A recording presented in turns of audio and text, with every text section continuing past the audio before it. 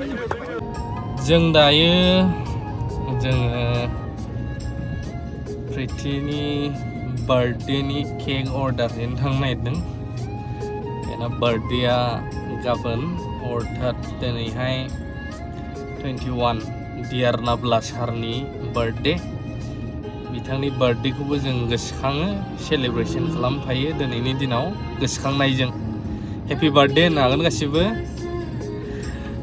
सारनि थाखाय। बे मालाबाबो लोगो मोनफेराखै, मालाबा आं बेखौ सारखौ देखायहैगोन। आं जेलनिफ्राय गबोयोब्लाबो आरो गबोआब्लाबो सेन्ट्रेल जेलाव हाबहैफेरनो मोनाखैना बियो, लांफागोन आं मालाबा बेखौ। ओमफ्राय बिनि बार्थडेनि लोगोफोर फैगोन ना बिनि।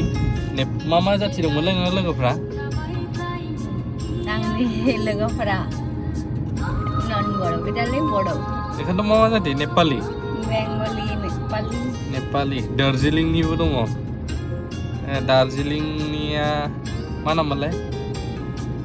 दाख्लै स्रने जामोन। सोर सोर फैयो? दिनै थांनि जोङो केक अर्डार हैनो आलिपुरदुवार।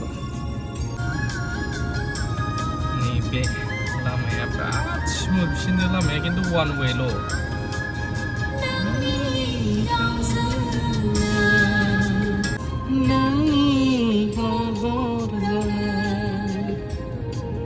मानसिखौ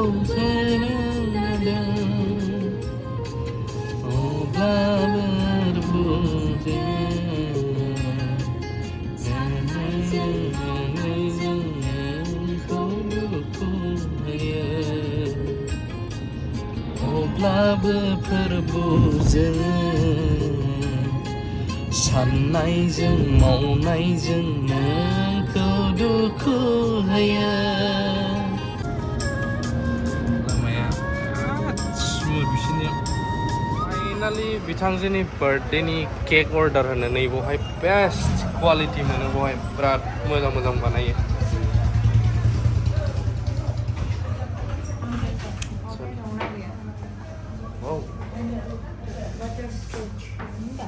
बाटारस्कचनिया गैया माथो दिनै बानायाखै। बे दङ नै बाटारस्कच।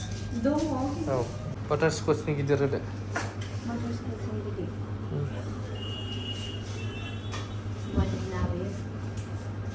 नैबेबो मोजांथ'।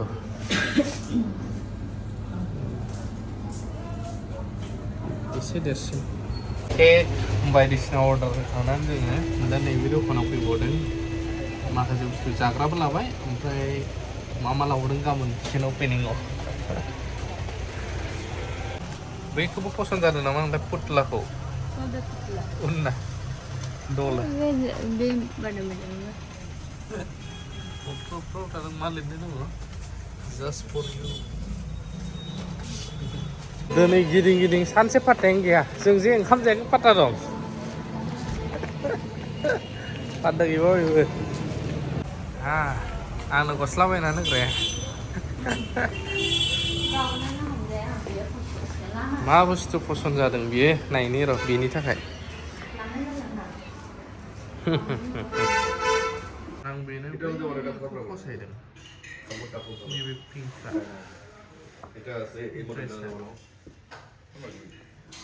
नैबे पिंकजों एखे मडेल, खिन्थु पिंक नंला नैबे कालारा।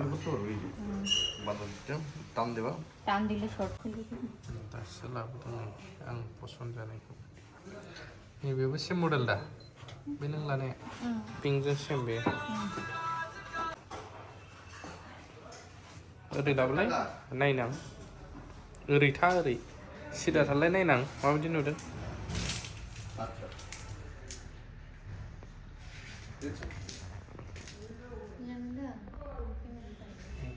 पिंकआनो बरिया।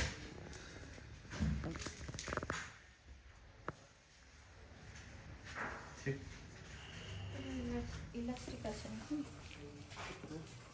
করলে পুরো বলে দেবো।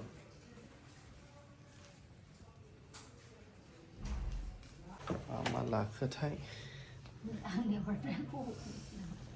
আচ্ছা বেগ সে এইটা অর্ণার বেগ পারবো না আর বেগ थांफाजोब्बाय हनै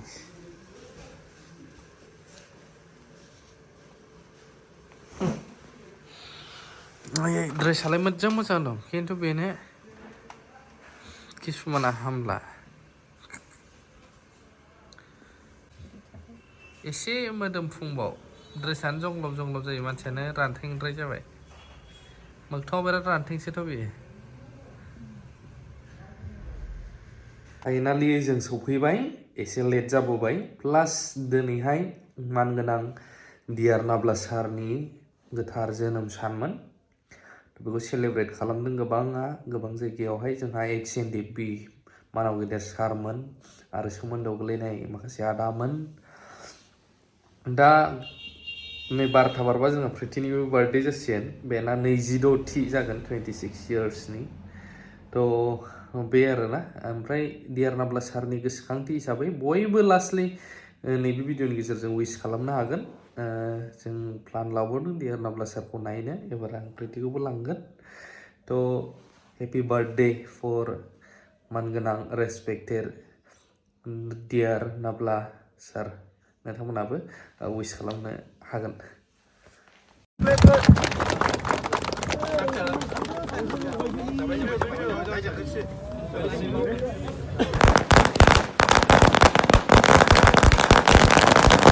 बा NDPनि सासे फाउन्डार मानगोनां रन्जन दैमारि एलाइस डियार नाब्ला सारनि मोनसे जोनोम सान बे जोनोम सानानो जाबाय 64 इयार्स बार्थडे सेलिब्रेसन बे रन्जन दैमारि सारनि जोनोम साननि गेजेरजों जों बेखौनो बुंनो नागिरदों जे इउनिटि फराम XNDPआ जों अराय सम गोबाव समनिफ्राय आखाइ फाथेर लानानै नांबोखांनायनि उनावहाय दिनैहाय एकर्ड जाखांनायनि उनावबो जोङो जोंनि गोथाङै थानाय XNDPफोरनि जितु एकर्ड जाखांनायनि जितु क्लजफ्राव थानाय माखासे मोन्थाइ बे मोन्थाइफोरखौ लानानै दिनै XNDP इउनिटि फरामा दिनै सरकारजों फर्मेलि इनफर्मेलि दिल्ली सरकार आसाम सरकार आरो बिटिआर सरकार बिथांमोनजोंहाय जोङो दिनैहाय सावरायबाय थानाय जादों जे दिनैहाय एमएसआव थानाय माखासे क्लजफोरनि जितु खामानि मावनांगौ